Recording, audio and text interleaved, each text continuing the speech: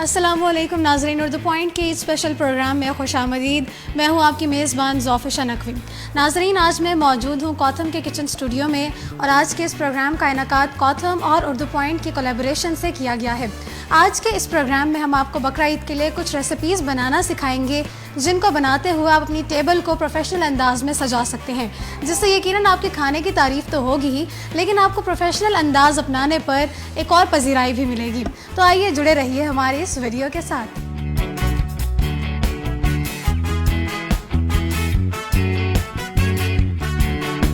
जी तो नाज़रीन, हमारे साथ कॉथम कॉलेज के सीनियर शेफ़ जहांगीर मौजूद हैं और शेफ़ जहांगीर आज हमें बताएंगे कि ईद पे हम कौन सी स्पेशल डिशेस बना सकते हैं। अस्सलाम वालेकुम। वालेकुम सलाम। कैसे हैं आप? अल्हम्दुलिल्लाह मैम। तो आज आप क्या बनाने सिखा रहे हैं हमें? आज मैम ईद के हवाले से हमने कुछ रेसिपी सेलेक्ट की हैं, ठीक है। एक तो हम चांप मसाला बनाएंगे, क्योंकि छोटी ईद बकरा ईद है, तो बकरा ईद के मुताबिक हम चांप मसाला बना रहे हैं। और उसके अलावा कुछ लोग जो बीफ लाइक करते हैं, क्योंकि बीफ भी हमारे बकरा ईद पे आजकल बड़ा इम्पोर्टेंट है, तो हम उसमें से एक कॉन्टिनेंटल डिश बना रहे हैं जो कि ग्रिल्ड रिब आया है। उसको हम ग्रिल करेंगे विद मैश पोटैटो होंगे, साथ में सॉटेड वेजिटेबल है और मशरूम सॉस के साथ हम बनाएंगे। ठीक है। और जो चांप मसाला है हमारा देसी टिपिकली मदर फूड है, तो उसके लिए हम साथ में पराठा है वो सर्व करेंगे। और ज़ाहिर बात है दोनों मेन कोर्स हैं, उसके साथ एक हमारा सैलड होना बड़ा ज़रूरी है, जो मेहमान वगैरह आए होते हैं उनके लिए। तो आजकल का सीज़न है मैंगो का, तो हमने प्लान किया है कि मैंगो कचूमर सैलड बनाएं। तो हमारी जो थर्ड रेसिपी है वो मैंगो कचूमर सैलड। जी, तो बेसिकली आज हम 3 रेसिपीज़ पे फोकस करने जा रहे हैं। और अब अभी हम अपनी पहली रेसिपी स्टार्ट करें, तो अभी हम जा रहे हैं बीफ की तरफ। जी मैम। तो अभी हम क्या करने जा रहे हैं सबसे पहले मैम, हमने बीफ को पहले मैरिनेट किया हुआ है, जिसमें मैरिनेशन का भी बता दीजिएगा जी जी प्रोसेस। इसको हमने मैरिनेट किया है, इसके लिए हमने salt, paper, mustard, garlic, lemon juice लगा के इसको थोड़ी देर रखा हुआ था। उसके बाद नाउ ये रेडी है कुक होने के लिए। अभी हम इसके ऊपर पहला जो कुकिंग मेथड अप्लाई कर रहे हैं वो ग्रिल का है। ये हमारा पैन टू हॉट, तो इसके ऊपर अभी हम इस पे पैटर्न देंगे। पैटर्न देने के बाद जब ग्रिल का पैटर्न आ जाएगा, फ्लेवर आ जाएगा, उसके बाद हम इसको ओवन में रख देंगे। ठीक है। तो अभी हम अपना पहला प्रोसीजर अप्लाई करने जा रहे हैं। जैसे कि उन्होंने बताया कि उन्होंने पहले से इसको मैरिनेट करके रखा हुआ है इस बीफ के पीस को, और अब उसको वो ग्रिल करने जा रहे हैं। और जैसे ही इस पर पैटर्न आ जाएगा तो इसको ओवन में बेक किया जाएगा। जी, ग्रिल के लिए सबसे ज़रूरी जो चीज़ होती है वो मैं बताता जाऊँ। हमारी बीफ मैरिनेट थी, मैरिनेट होने के बाद ग्रिल पैन या ग्रिल, अगर आपके पास ग्रिल है या ग्रिल पैन है, उसको अच्छे तरीके से गर्म करना है, क्योंकि गर्म करने से इसके ऊपर पैटर्न भी आएंगे। और ये मीट है, बीफ के अंदर पोर्स होते हैं जो ड्यूरिंग हाई फ्लेम पे, हाई टेम्परेचर पे बंद हो जाते हैं। उसका मॉइस्चर बाहर नहीं आता, उसका फ्लेवर बाहर नहीं आता। आफ्टर ग्रिलिंग जब हम इसको ओवन में रखेंगे तो ये इसका फ्लेवर उसके अंदर रहेगा, और ये प्रॉपर तरीके से जब आप इसको खाएंगे तो फ्लेवर्ड रहेगा, इसका मॉइस्चर जो है वो रिड्यूस नहीं होगा। जी, तो ये बड़ा इंपॉर्टेंट है कि जब आप इसको ग्रिल करने जाएं तो आपका पैन बहुत ज़्यादा गर्म होना चाहिए। जी बिल्कुल, ताकि एकदम इसका जो मॉइस्चर है, इसका जो टेस्ट है वो उसमें लॉक हो जाए। बिल्कुल। तो कितनी देर तक हम इसको ग्रिल? मैम, तेज हीट पे है पैन, हमारा पैटर्न ऑलमोस्ट आ चुका है। पैटर्न देने के भी डिफरेंट तरीके हैं। कुछ ग्रिल के ऊपर सिंपल ग्रिल पैटर्न देते हैं, बट हम प्रोफेशनली मार्केट में हैं, तो हमारा जो प्लान होता है कि जब भी हम कोई चीज़ ग्रिल करें उसके ऊपर डायमंड मार्क आने चाहिए। अभी हमने एक साइड पे पैटर्न दिया, अब उठा के हम इसकी डायरेक्शन चेंज करेंगे, तो जब हम इसको सीधा करेंगे तो इसके ऊपर डायमंड मार्क बने होंगे।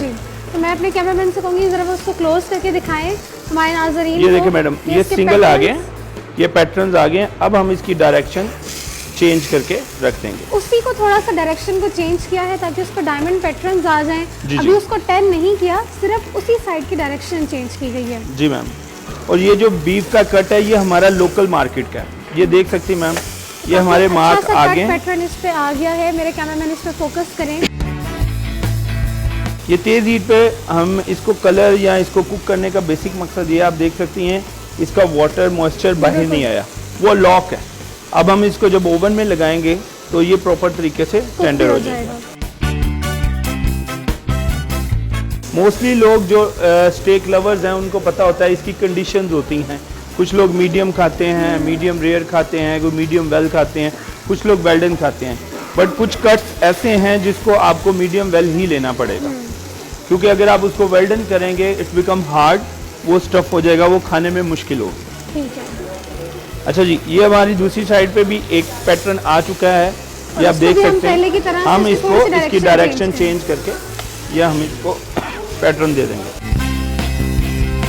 अच्छा बूचर अगर आपका है तो वो ही आपको इन चीज़ों के बाद, ये देख सकते हैं मैडम, ये डायमंड जी, क्रॉस बिल्कुल। में बन गए। जी तो नाज़रीन, हमारा एक स्टेक यहाँ पे तैयार हो चुका है। अब हम दूसरा की तरफ हमारा जाएंगे अभी और उस पे पैटर्न्स भी आ चुके हैं और इसके बाद हम उसको ओवन में रखेंगे टेंडर होने के लिए। मैं दिखाता जाऊँ, ये हमने स्टेक इस पे रख दिया है। अभी हमारा जो नेक्स्ट स्टेप है, आप इसको थोड़ा सा ग्रीसी कर लें, बटर के साथ कर लें, ऑलिव ऑयल के साथ कर लें। आप हल्का सा इसको ग्रीसी करने के बाद इसको आप फिर ओवन में रख दें। ओवन में रखने का टेम्परेचर इसका, अगर आप इसको हाई फ्लेम पे करेंगे तो इसको 200 प्लस टेम्परेचर पे लेके जाएंगे, 250 या 230 टेम्परेचर पे।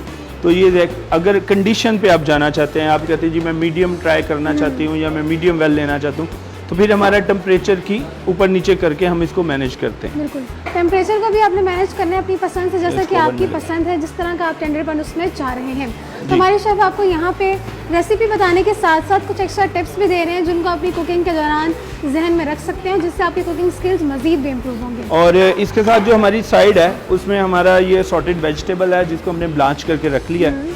तो जब तक हमारी स्टेक ओवन में बेक हो रही है उतनी देर तक हम इन चीज़ों का मैं बता दूं, बट जब हमारी नियर टू कुक होगी देन हम इसको फाइनल कर लेंगे। इसके ब्लांचिंग का भी बता दें कि इसको आपने किस तरह से ब्लांच किया है और इसका क्या फायदा होता है। बिल्कुल बिल्कुल। जब हम ब्लांचिंग की बात करते हैं मैडम, ब्लांचिंग इज वाटर में कुकिंग है, बट वाटर टेम्परेचर 100 होता है, बॉइलिंग ठीक है। टेम्परेचर पे इसको किया जाता है, बट वेरी शॉर्ट टाइम। ठीक है। और उसकी कुकिंग हमने मैक्सिमम, अगर ग्रीन कलर में जो ग्रीन वेजिटेबल्स हैं हम उनको मैक्सिमम जो है वो 30 to 45 सेकंड के लिए बॉइलिंग वाटर में डालते हैं और फौरी उसको चिल्ड वाटर में डालते ठीक हैं है। ताकि उसकी कुकिंग स्टॉप कर सके। उसका फ़ायदा हमें ये होता है कि जितनी भी वेजिटेबल्स हैं उनकी न्यूट्रिशन वैल्यूज़ बाकी रह जाती हैं, दूसरा कलर भी ओरिजिनल ही रहता है, फ़र्क नहीं आता। बट अगर हम अपने फूड में चाहते हैं हमारे वो कहते हैं प्रॉपर तरीके से बुनाई होनी चाहिए। अगर ब्लांचिंग के बगैर ही अगर हम इसको कुक कर लें तो ब्लांचिंग के बगैर अगर करेंगे मैडम कलर हमें नहीं मिलेगा और दूसरा न्यूट्रिशन वैल्यूज हम खो देंगे। जैसे कि अभी बात की कि एकदम से आपने जब उसको गरम गरम पैन पर रखना है तो उसकी न्यूट्रिशन वैल्यूज और उसके पोर्स बंद हो जाएंगे। तो यही चीज़ सब्जियों के साथ भी की गई है। बॉइलिंग वाटर में इसको डाला गया ताकि इसके न्यूट्रिएंट्स जो हैं वो लॉक हो जाए बिल्कुल। और इसका कलर भी लॉक रहे। अब जब हम इसको कुक करेंगे तो अपने ओरिजिनल कलर में और अपने ओरिजिनल न्यूट्रिशन के साथ हमें ये वेजिटेबल बिल्कुल। और उसका फ़ायदा हमें ये है, देखिए आजकल हेल्थ के पॉइंट ऑफ व्यू से अगर आप इसको ऑलिव ऑयल में या बटर में बनाते हैं तो it's good for the everyone. बच्चे भी खा सकते हैं, बड़े भी खा सकते हैं जी। अब हम क्या करने जा रहे हैं? अभी हमारा नेक्स्ट स्टेप है, मैं अपना लैम्ब चॉप की तरफ अब जाऊंगा। हम चलते हैं लैम्ब चॉप्स की। जी तो नाजरीन, अब हम अपनी दूसरी डिश लैम्ब चॉप्स की तरफ आ गए हैं। तो शेफ आपने इसमें पहले क्या स्टेप्स आपने मैडम हमारा बकरा ईद के हवाले से मैं एक चीज़ बताता जाऊँ। चांपे हमारे लाहौरी पंजाब वाले बहुत पसंद करते हैं, तो इसलिए मैंने आज की जो रेसिपी सिलेक्ट की थी वो चांप मसाला ही सिलेक्ट की थी। तो मैंने वो चांप मसाले के लिए, क्योंकि इट्स टेक टाइम, तो मैंने उसको सबसे पहले प्रेशर कर लिया। प्रेशर के लिए मैंने इसमें जो इंग्रेडिएंट्स यूज़ किए हैं ड्यूरिंग प्रेशर, मैंने इसमें मटन चांप यूज़ किया, उसके अंदर टमाटो, प्याज, ग्रीन चिली, अदरक लहसुन का पेस्ट, जूलियन कटा हुआ अदरक और नमक, लाल मिर्च, हल्दी, गरम मसाला, ये सारी चीज़ें डाल के हमने इनको 13 से 14 मिनट के लिए प्रेशर किया। जी तो नाज़रीन, अभी हमने पहले से प्रेशर लगाए गए लैम्ब चॉप्स को यहाँ पे ओपन किया है और जैसा कि शेफ कह रहे थे कि इसकी ओरिजिनल शेप मेंटेन रहनी चाहिए, तो हम देख सकते हैं कि इसकी ओरिजिनल शेप भी यहाँ पर मेंटेन है। मैम ये देखें, सबसे इम्पोर्टेंट चीज़, जब आप मीट लेते हैं दुकान से लेते हैं, अपने बूचर को बोलते हैं कि जी आप हमें चांपे निकाल दें, तो आपने ये चीज़ देखनी है कि चांप की 2 हड्डी रखनी है या एक हड्डी रखनी है। ठीक है। अगर तो आप देख रहे हैं कि जानवर पे भी डिपेंड करता है, छोटा जानवर होगा तो उसकी हड्डी छोटी होती है, बड़े जानवर की बड़ी होती है। बट आपका एक जो पीस है चांप का वो कम से कम जो है ना 100 to 120 ग्राम का होना चाहिए। ठीक है। तो उसमें आप मतलब 2 हड्डियाँ उसमें आनी 2 हड्डियाँ होनी चाहिए। उससे ये होगा ड्यूरिंग कुकिंग भी आपको हर चीज़ प्रॉपर मिलेगी। और ये देख सकती हैं, ये मैंने जो चांपे काटी हैं, ये देख सकती हैं आप। और जो छोटा पीस होता है उसमें फिर ये भी खदशा रहता है कि बिल्कुल घुल ना जाए। ये देखें मैडम, ये मैंने निकाली हैं, इसमें आप देख सकती हैं एक हड्डी ये है, एक हड्डी ये है और ये हमारा मीट पीछे है। ठीक है।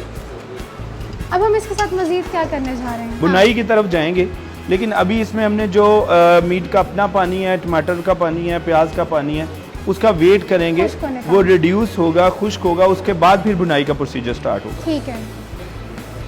देन हम इसमें योगर्ट यूज़ करेंगे और अगर कोई स्पाइस की ज़रूरत होगी तो हम वो स्पाइस ऐड करेंगे। तो जब तक इसका पानी खुश्क होता है और ये थोड़ा सा कुक होती है, तब तक हम चलते हैं अपने पराठों की तरफ। जी जी, वाई नॉट मैम। जी तो नाज़रीन, हमारे साथ यहाँ गौतम कॉलेज की स्टूडेंट मरियम मौजूद हैं, जो कि हमें पराठों में बल डालने का बड़ा यूनिक तरीका बताने जा रही हैं। तो जी मरियम, आप क्या करने जा रही हैं यहाँ पर? अस्सलाम वालेकुम नाज़रीन, मैं पराठे बनाने लगी हूँ, जो हमारे लाहौरियों की सबसे फेवरेट ग़ज़ा है। पराठे के बगैर तो हमें मज़ा ही नहीं आता, जितने मर्ज़ी हम खाने बना लें, लेकिन हमारी फेवरेट ग़ज़ा पराठा ही है। तो मैं आपको एक ऐसा यूनिक सा और मज़े का डिलीशियस पराठा बनाना सिखाऊंगी। तो यहाँ पे हम बलों वाला पराठा बनाने जा रहे हैं। नॉर्मली जो हम घर में भी बलों वाला पराठा अक्सर खाते ही हैं, लेकिन उसमें क्रिस्प और वो बल उस तरह से नहीं आते जो आपको मरियम प्रोफेशनल तरीका बताने जा रही हैं। तो साथ साथ वो खुश्का भी लगा रही हैं आटे पे, और ताकि आपकी रोटी बिल्कुल ना चिपके, और इसको बेल रही हैं अभी। तो इसको बेलने के बाद मरियम इसमें बल डालने का काम शुरू करेंगी।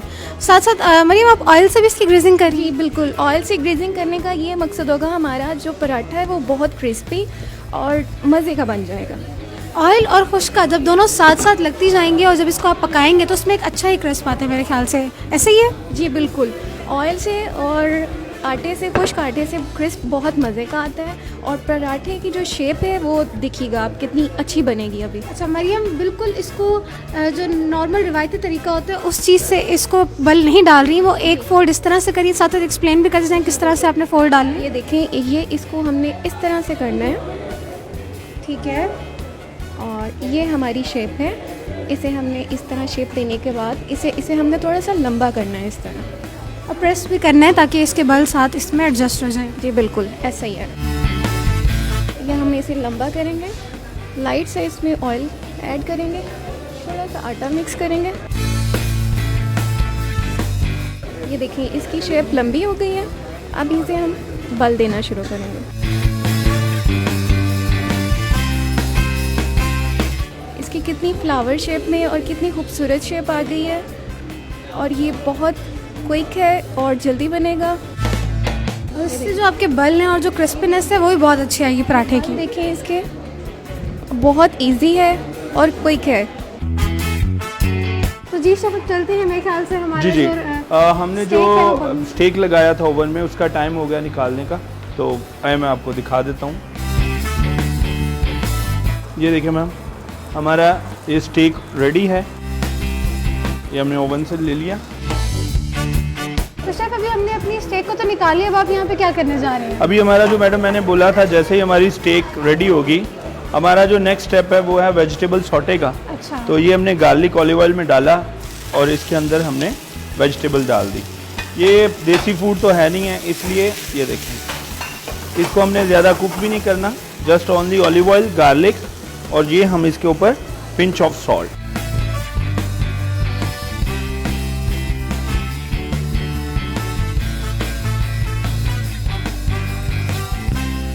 और जो मेन चीज़ है, ज़ाहिरी बात है, हमने इसके साथ जो सर्व करना है वो हमारी है मशरूम सॉस, क्योंकि उसके बगैर ये रेसिपी मुकम्मल नहीं होती। अपने इस बीफ स्टेक को हम मशरूम सॉस के साथ सर्व वही मेथड है। हम देखिए गार्लिक सॉस तैयार करने जा रहे हैं। जी जी, ये हमने गार्लिक ऐड किया। अब देखिए, गार्लिक को हम ब्राउन नहीं करते, जैसे हमारी कुकिंग में तड़का वगैरह लगाते हैं हम, उसमें गार्लिक पे कलर चेंज हो जाता है। चेंज हो जाता है। हम इस कलर को चेंज नहीं करेंगे। ये जस्ट गार्लिक सॉटे किया और ये हमने इसमें मशरूम स्लाइस किए हुए मशरूम्स ऐड कर दिए। इसको हम पहले अच्छे तरीके से सॉटे करेंगे।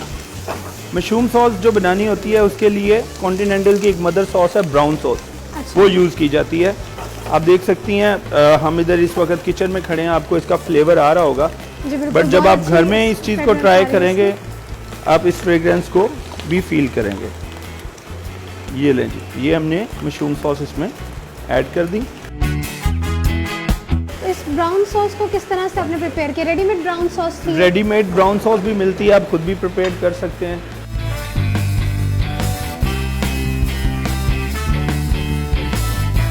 अभी हमारा नेक्स्ट स्टेप है प्लेटिंग का, अब हम उसकी तरफ चलते हैं। तो जी शेफ, अब हम इसकी प्लेटिंग की तरफ जा रहे हैं, तो मुझे बताइएगा कि आप क्या करने लगे हैं? मैम, जैसे अभी हमने बात की थी रिगार्डिंग प्लेटिंग के लिए, हम स्टूडेंट्स को भी बताते हैं कि प्लेटिंग के अंदर हर चीज़ का होना बहुत ज़रूरी है। हर चीज़ से मुराद ये है कि न्यूट्रिशन पॉइंट ऑफ व्यू से। अभी हम जो चीज़ ऐड कर रहे हैं, इट्स अ बेक पोटैटो। इसको हमने ओवन में बेक किया है और ये देखें, ये बिल्कुल सॉफ्ट है। ये स्टार्च के तौर पे हमारी प्लेट में काम करेगा। ये हमारा पोटैटो रेडी हो गया। ये हमने कॉर्नर पे पोटैटो रखा। ये खाली पोटैटो नहीं खाया जा सकता, बट इसके लिए हम साथ में सावर क्रीम जो है वो सर्व करते हैं। ठीक है, वो अभी हम इसमें सावर क्रीम जो है अराउंड हाफ टी स्पून के करीब वो फिल कर देंगे। तो इस क्रीम में आपने क्या क्या चीज़ें ऐड की? ये सिंपल क्रीम है, क्रीम के अंदर लेमन जूस है और पार्सले ऐड किया और सॉल्ट ऐड किया। ये हमारी जो स्टेक हमने बनाई थी, ये आप देख सकती हैं ग्रिल का पैटर्न आ रहा है। ठीक है, इसके साथ हम इसको यूँ करके रख देंगे। ठीक है, उसके बाद हमारी सॉटे वेजिटेबल है जो बड़ी इंपॉर्टेंट है प्लेट के लिए। आप देखेंगे ये प्रोटीन का काम करेगा न्यूट्रिशन पॉइंट ऑफ व्यू से, ये स्टार्च का काम करेगा, और ये जो मेरी सॉटे वेजिटेबल है ये मेरा विटामिन और मिनरल्स को मुकम्मल करेंगे। मतलब एक कंप्लीट डाइट है, और साथ इसमें ऑलिव ऑयल भी हमने यूज़ किया है जो कि सेहत के लिए बिल्कुल अच्छा है। ये सारा कुछ हमने ऑलिव ऑयल में तैयार किया है। बिल्कुल, ये हमारा प्लेट के जो मुकम्मल हो गया। अब जो मेन चीज़ है जिसको हम जो इसके साथ हम खा सकते हैं, वैसे ये खाने में थोड़ा ड्राई है, इसके साथ हम सर्व करेंगे मशरूम सॉस। मशरूम सॉस जो कि हमारी मेन सॉस है।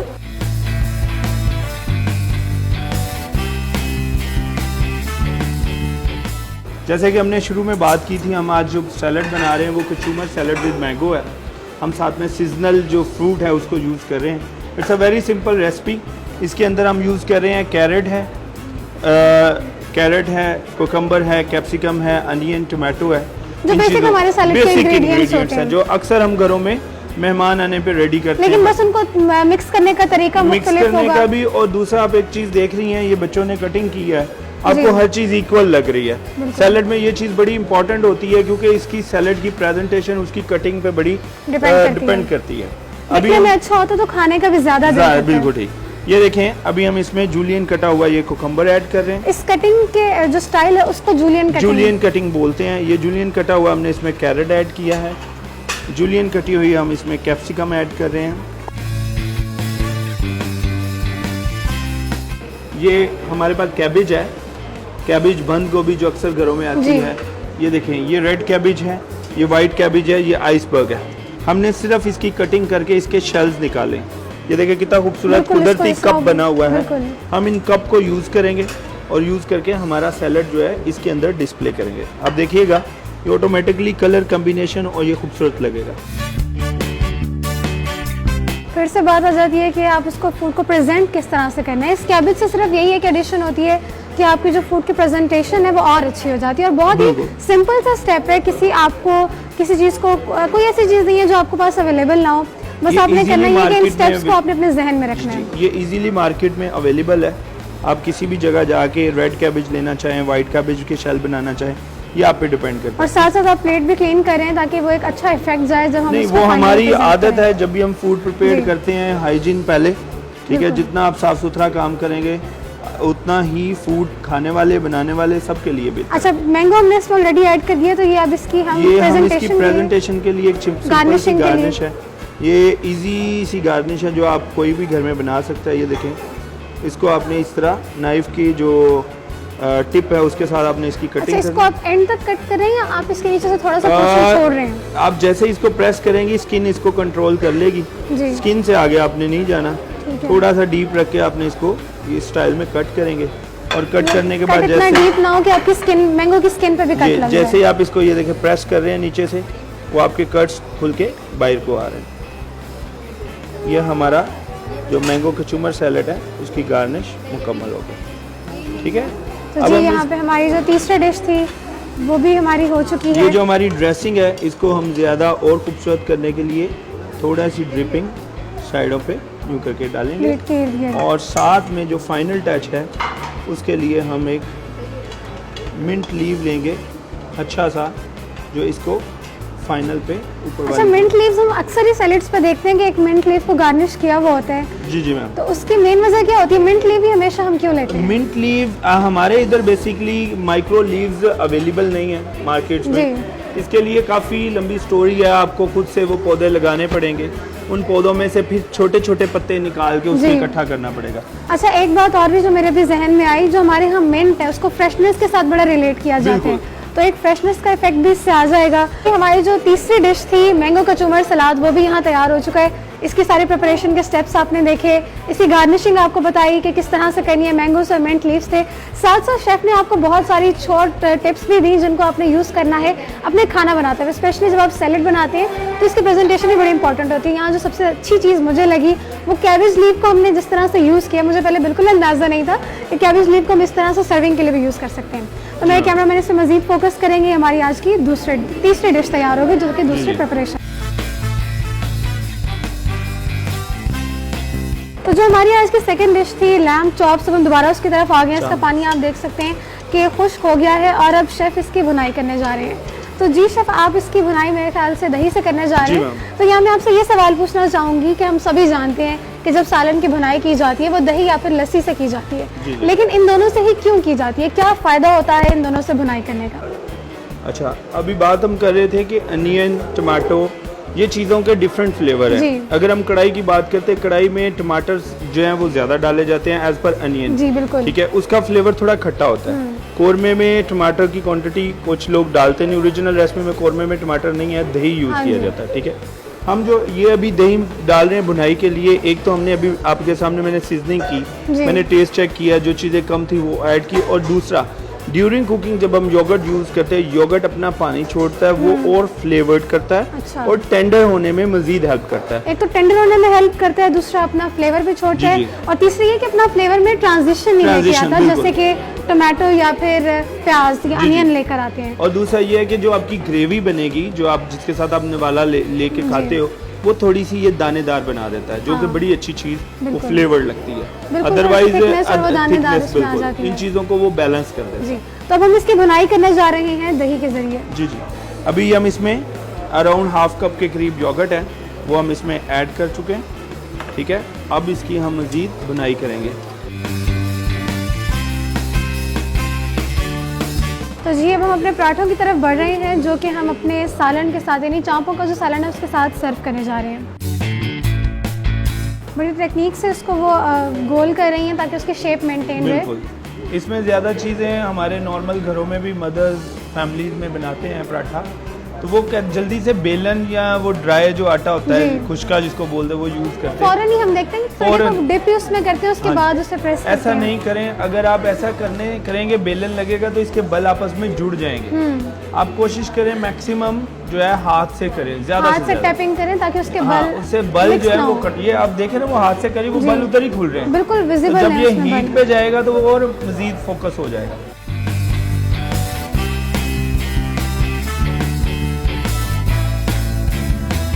अगर जब आप नॉर्मली घरों में क्या होता है, वो जब खुश्का लगाती हैं ना, तो खुश्का लगाने के बाद वो हाथों के ऊपर भी एक दो दफ़ा उसको यूँ करके करती हैं, उससे क्या होता है वो जो ड्राई आटा लगा होता है वो उतर जाता है। जी, हमें तो उसकी ज़रूरत ही नहीं पड़ेगी। उसकी रीज़न क्या है? उसकी रीज़न यही कि हमने वो लगाया ही नहीं। कुछ लोग ये भी कहते हैं कि खुश्का लगाने से मजीद क्रिस्पी होता है, तो हमने यहाँ पे इतना खुश्का नहीं यूज़ किया। खाते आप फिर खाते हुए आपके हाथों को भी लगता है। जी जी, वो साथ ही कुक हो रहा होता है, हाथों पे भी खुश्का आ रहा होता है। हमारा ऑलमोस्ट पराठा रेडी है, बस एक साइड पे कलर आएगा, उसके बाद हम निकाल लेंगे। ये हमारा पराठा रेडी हो गया। ये देखो, ये बल देख सकती हैं आप। जी बिल्कुल,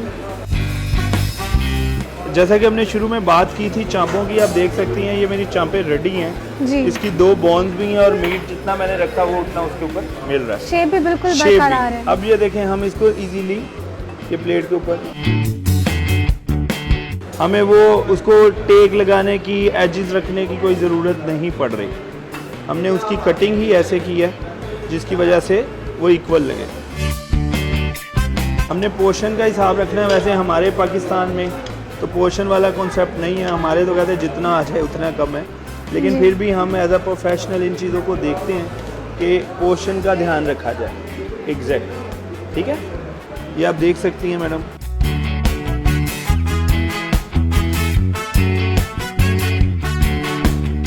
ये भी कुछ लोग देखने वाले ये बोलेंगे जी ये हो सकता है कि ये तो कम है 3 पीसेस, बट अगर आप देखें सारी चीज़ें ऐड करें, आप अपना सैलड भी ले रहे हैं, आप अपना ब्रेड भी ले रहे हैं, डिज़र्ट भी ले रहे हैं जी। और साथ 3 चापे हैं, तो आई थिंक सो ये इनफ। एक बंदे के लिए कंप्लीट खाना, मेरा नहीं Complete ख्याल कि meal है, जब जी, आपने स्टार्टर भी लिया हुआ हो और एंड पे आप खाना भी खा रहे हो ये तो आपका- आपको मजीद इससे ज़्यादा भूख होती है। ये कंप्लीट एक मील बन जाता है। तो जी नाज़रीन, हमारी जो तीसरी डिश थी वो भी तैयार हो चुकी है। इससे पहले भी 2 डिशेस की प्रिपरेशन आपको हमने दिखाई और ये हमारी तीसरी डिश थी जो कि हमने पाकिस्तानी ट्रेडिशनल खाना बनाया, लेकिन इसकी सर्विंग टेक्निक्स पे हमने बहुत अच्छी बात की कि आपने खाना उसी तरह बनाना है, लेकिन जिस आपका जो सर्व करने का अंदाज़ है वो बहुत इंपॉर्टेंट होना चाहिए।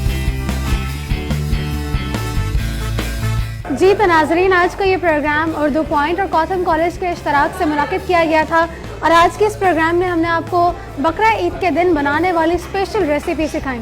शेफ़ जहांगीर ने आपको बताया कि आप बआसानी कौन कौन सी चीज़ें बना सकते हैं और अपने आने वाले मेहमानों के लिए किस तरह से अपने टेबल को प्रोफेशनल अंदाज में सजा सकते हैं। तो आज हमने बनाया बीफ स्टेक जिसको हमने मशरूम सॉस के साथ सर्व किया, उसके बाद हमने मसाला चाम बनाया जिसको हमने पराठों के साथ सर्व किया और इसी के साथ हमने बनाया मैंगो कचुमर सलाद, तो जिसको आप एज एन एपेटाइज़र भी यूज़ कर सकते हैं और खाने के साथ भी खा सकते हैं। तो उम्मीद करती हूँ कि आपने आज इन रेसिपीज़ को बहुत अच्छे तरीके से सीखा होगा और आप यकीनन उनको ज़रूर ट्राई भी करेंगे। तो इसी के साथ साथ मेरी जानिब से, उर्दू पॉइंट की जानिब से और कॉथम की जानिब से बड़ी ईद की बड़ी खुशियाँ आपको मुबारक हों। इसी के साथ अपनी मेज़बान ज़ौफ़िशा नकवी को दीजिए इजाज़त। अल्लाह हाफ़िज़।